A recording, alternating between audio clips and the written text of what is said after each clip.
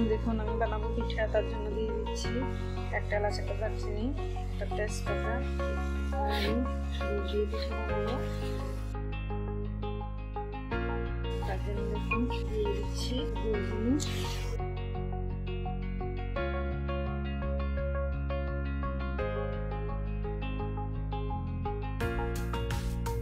দিয়ে দিচ্ছি একটু লবণ।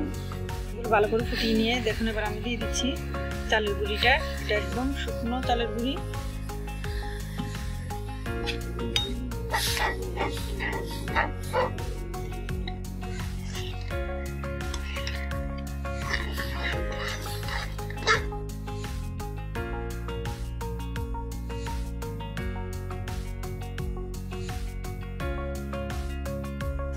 দেখুন আমার আটাটা হয়ে গেছে।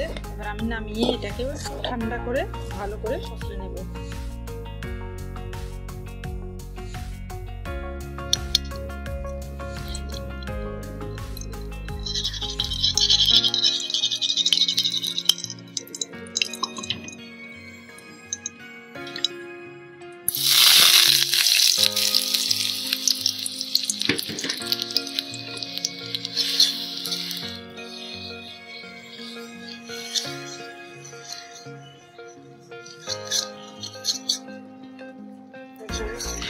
ভালো করে গলিয়ে নিয়েছি। এবার আমি দিয়ে দিচ্ছি নারকেলটা।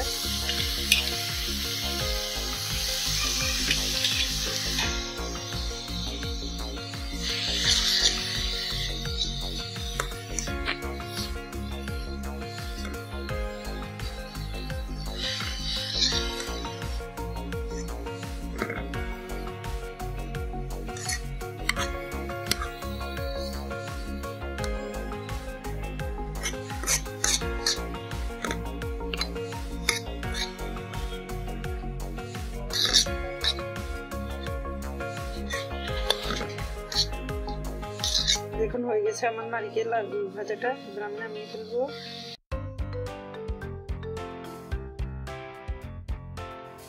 দেখুন আটাগুলোকে এভাবে গোল গোল করে নিয়ে আমি এর মধ্যে দিয়ে দিচ্ছি আমি নারকেল ভাজাগুলো।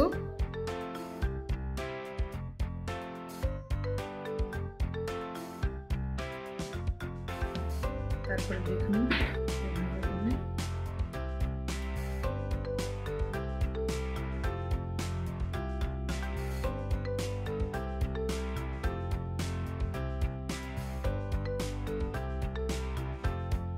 দেখুন এইভাবে আমি সবগুলো বানিয়ে নেব।